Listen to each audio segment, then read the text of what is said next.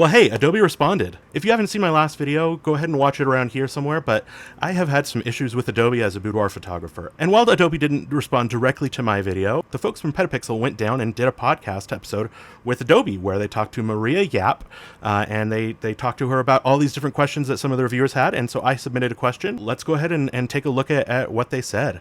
The next one is from Caleb Thomas Media. I believe this is a Caleb that is a... He loaned us a lens that doesn't exist according to Canon. So thank you for that, Caleb.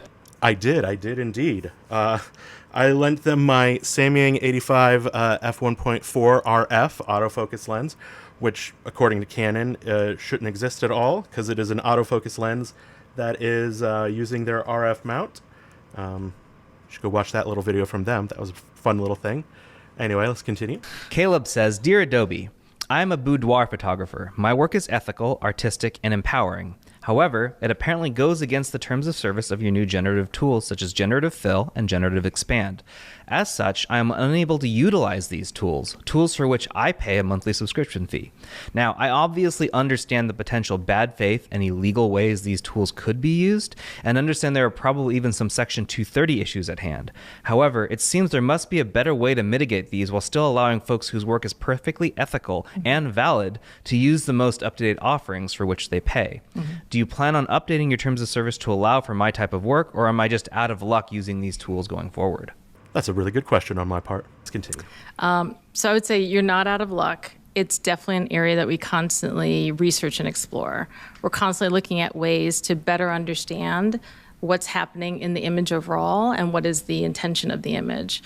Interesting. So, yeah, I guess there would need to be some understanding of the intent. Maybe there could be a photographer verification process. Let's continue. Image. Right now, yes, we do have a pretty high bar where if we see too much skin, we won't do a fill because we don't know. Tell me about it. What's about to happen. But we agree, there are artistic uses, legitimate uses. So we are constantly Glad they agree. trying to understand better ways that we can detect that so that we can go ahead and let you continue using that feature functionality. So I would say it's not a done thing. It's just, it has to continue to evolve. Okay, I get that. I understand that. AI is still in its growth phase. AI is not smart as much as we want to say artificial intelligence. It's not an intelligence in and of itself. So I get that. I understand that. I just wish that there was a way that you could speed that up. And so we started with a pretty high bar, just like if we saw, there's people that have given us lots of different cases. Sometimes dogs or puppies look, to the AI will look like too much skin. So interesting. Now I want to try it on a dog. Probably like a Chihuahua or something, huh? Okay, before we continue, we're going to try this in the name of science. So let's see if we can get an error working on a Chihuahua. We'll go ahead and select a portion of him that we want to try and do some fill on. All right, it's generating. Hey, so far so good. Is it going to let us do it? Well, hey, looks like they got that glitch fixed. Let's continue. I didn't do anything. It's yes, we understand. No chihuahuas. No chihuahuas. None. So we're constantly definitely collecting, and we're also always asking ourselves, is there a different approach or a different way for us to look at this? Yeah. So that we can better understand the contents of the image and both allow you to continue as an artist and not try to censor or edit you. But right now we have to start with a pretty high bar until we understand how we can lower it by understanding more context about the image. Yeah. Can I just... I get that. I do. I understand that. There's just got to be a way that maybe like a verification program in the same way that Meta will, go through and give you a blue check mark or something like that. Maybe there's a way that you can verify a photographer's validity or intent. Can I just elaborate on that then as well with just photographers in general? How do you guys consult, or who do you consult as far as the photography community goes when making these decisions? Yeah, so we have a very active base of what we call pre-release customers that are in our what we call our private betas that get early access to our products. We have relationships with... Interesting. I wonder if they have any boudoir photographers or swimwear or editorial photographers who would run up against the same issue. A lot of photographers in the industry. We have a program that was called Lightroom Ambassadors. So Lightroom Ambassador, though, it seems that would be more like a promotional thing, but are they able to question or discuss like, hey, this thing isn't actually working. There could be a better way working with cinematographers in the industry. The trends that are happening.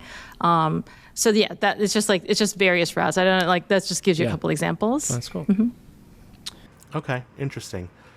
I think that they should expand that pool of folks. And again, I think a verification process could work pretty well. You good, Jordan? Yeah. Oh, okay. I just can't really see you very easily through Chris. So I'll do this when I'm talking. Chris, go invisible. Just Okay, I guess that was that. How do I feel about that answer? I feel fine. I feel contented. I get it. It's not an easy position to be in for Maria Yap or even for the Petapixel guys. This could have been a very contentious and uncomfortable interview for everybody. So I appreciate Petapixel for doing it in this manner. I appreciate Adobe for being so transparent as they can be. I feel satiated. At least this issue is on the mind of somebody at Adobe.